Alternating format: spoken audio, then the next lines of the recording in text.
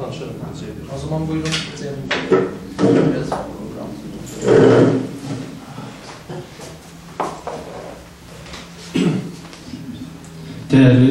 Değerli qonaqlarımız, hərinizi salamlayırıq.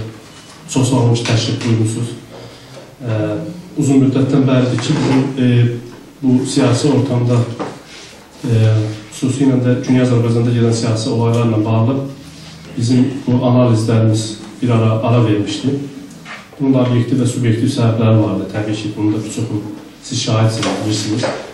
Bir çox olaylar vardı ki, bir çox olayların baş verməsindən sonra həm toplum olaraq toplumun, həm də siyasətçilərin topluma bir yekun olaraq nəzərə gələcək. Bu günlər əslində bu təşəbbüsü biz belə başlatdıq ki, ümumilikdə çalışaq ki, bu siyasiləşmə dönəmi, siyasi fikirlərin ortaya çıxması və hadisələrə siyasi fikirlərin daha dərinə yanaşılması üçün belə bir siyasiləşmə bir prosesi başlayaq.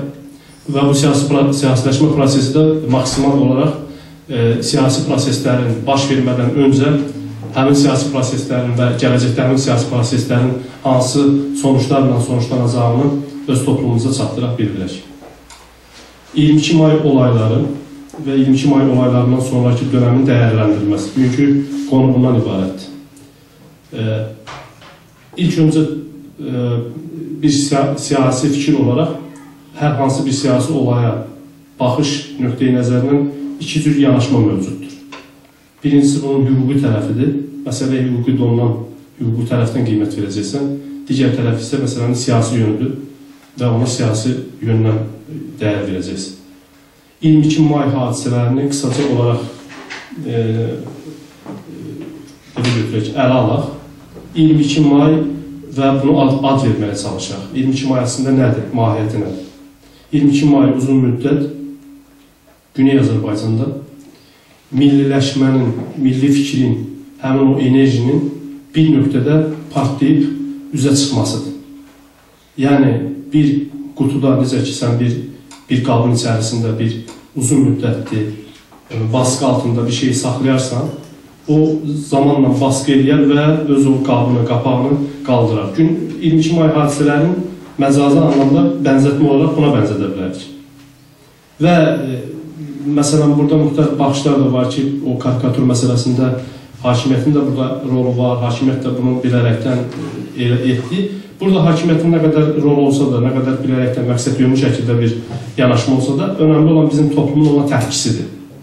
Və Güney Azərbaycanda 22 may olayları bir türk insanının, bir türk millətinin varlığını ortaya qoydu. Və orada gedən şüarlara diqqətlə baxsaq görərik ki, bütün şüarlar hamısı bir toplumun varlığının ortalığa çıxmasıdır. Yəni, haray mən Türkiyəm, mənim dilim ölən deyil, başqa dilə dönən deyil. Bütün bunları götürsək, hamısı bir millətin varlığını göstərir. Yəni, millətin atributlarıdır.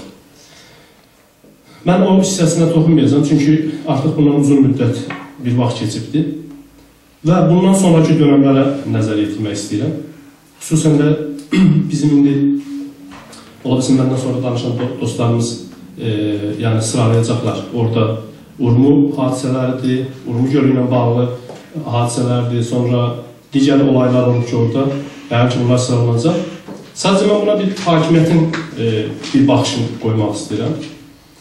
Və diqqətlə fikir versək görərik ki, 22 may olaylarından sonra hakimiyyət sanki o enerjinin hədəf olaraq hakimiyyətdən yan keçməsi üçün, hədəf olaraq hakimiyyətin unutdurulması üçün sanki o enerjinin özü-özlüyündə bir yönləndirmək, özü-özlüyündə bir yönünü dəyişmək bir layihəsi cızılmış kimidir. Bunun bariz nümunəsindən biri Traktor futbol komandasında insanların bir araya gəlməsinə hökumət tərəfindən bir növ balanslaşdırılmış, dəngəli razılaşdırma bir formasının verilməsidir.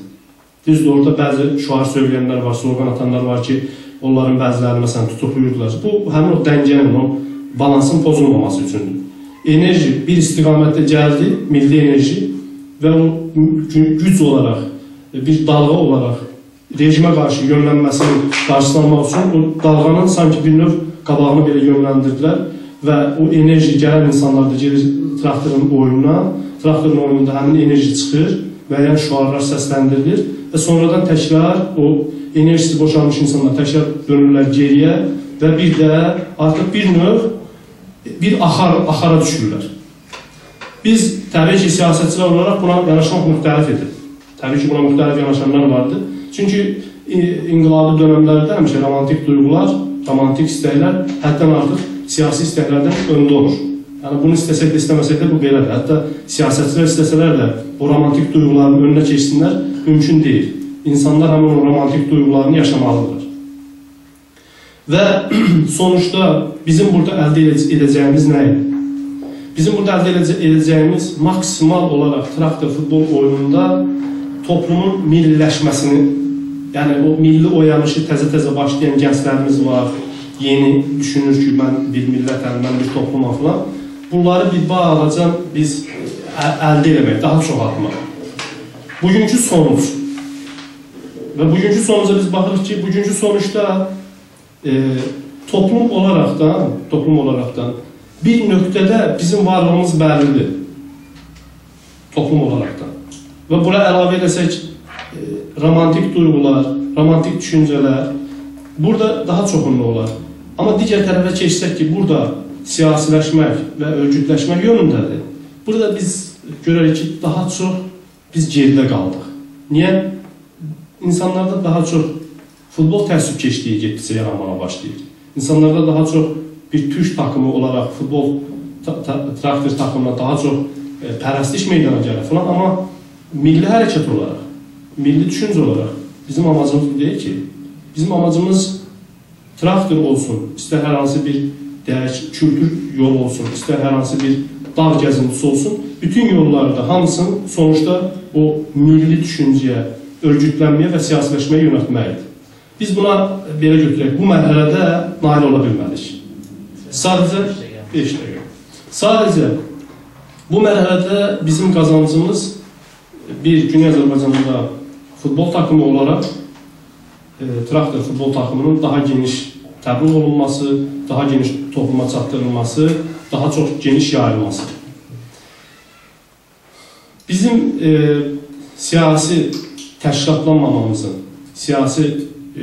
həmin o belə götürək də, həmin o milliləşən hissənin siyasiləşdirə bilməməyimizin nəticəsi də bizim örgütlərimizin və örgütlənə bilməməyimizin belə götürək o əsas nədənlərindən birinə çevrildi. Əgər biz gedən proseslərdə həmin o traktorun oyuna gələn insanlarda düşüncəli şəkildə milliləşmək yolunda olan insanlara siyasi fikir və ondan sonra da örgütlənmək yönü verə bilsəydik, traktorun oyunundan biz daha çox bəhrələnərdik. Amma bugünkü tablo fərqlidir.